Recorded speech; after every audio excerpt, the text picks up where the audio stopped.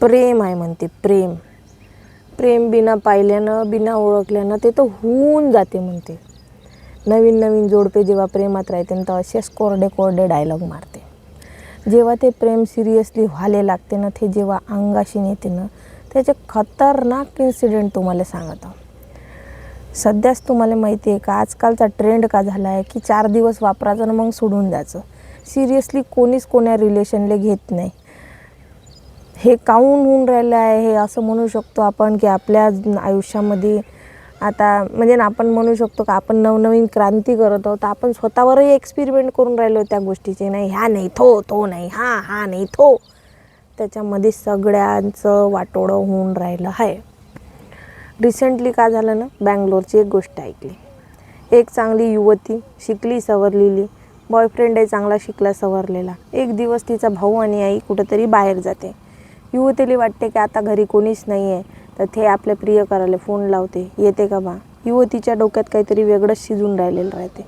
शिजण्याचं कारणही तेच आहे की युवतीनं युवकाला म्हटलं की बाप तर आपण 2016 तर 26पर्यंत सोबत हाव, कसंही भांडत मुंडत असो पण हाव.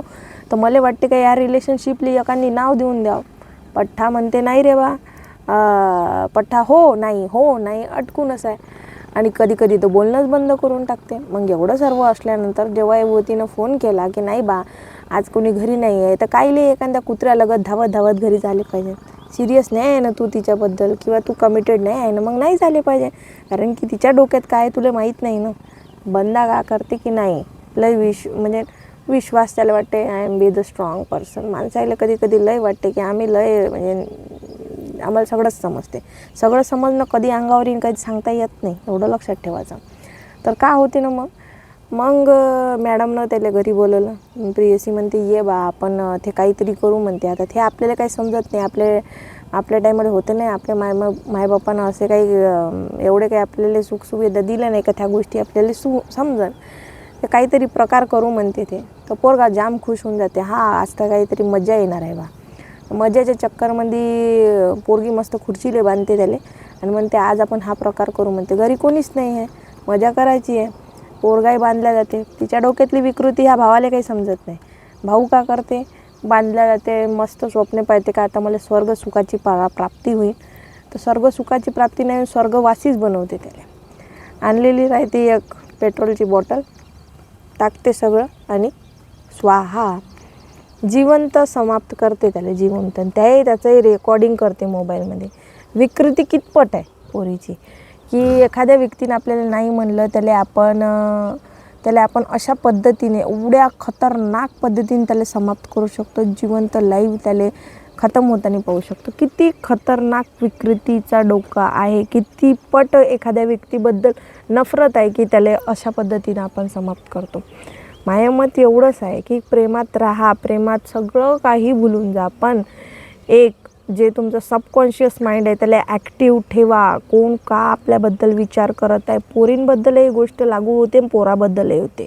ठीक आहे ना. थोडेसे तरी सिम्पटम्स आपल्याला एखादी व्यक्ती आपण ज्याच्यासोबत परमनंट राहत आहो त्याच्यामध्ये आपल्याला काहीतरी बदललेले दिसते, तेव्हा सतर्क होऊन जा, आपलं आयुष्य वाचन. पोरगा जिवंतपणे तिथं खतम होऊन गेला. ठीक आहे. दोघांचंही सुंदर असं आयुष्य होतं. तिने त्याला खतम केल्यानंतर पोलीस अरे कसं झालं पोलीस वेनात हे शोधून काढतो. मला 5 मिनिटात गुन्हेगार शोधून काढू शकते. सिरियसली घेत नाही ते कधी. मग पायीच्या याच्यामध्ये मोबाईलमध्ये सापडलं नाही, जबरदस्ती अमका टमका मग ह्या पेटला असं मला वाचवायला पाहिलं तर माहिती पडलं की मॅडमनं याले खतम केलं, समाप्त केलं. म्हणून थोडंसे सिरियस व्हा लाईफबद्दल. कोणी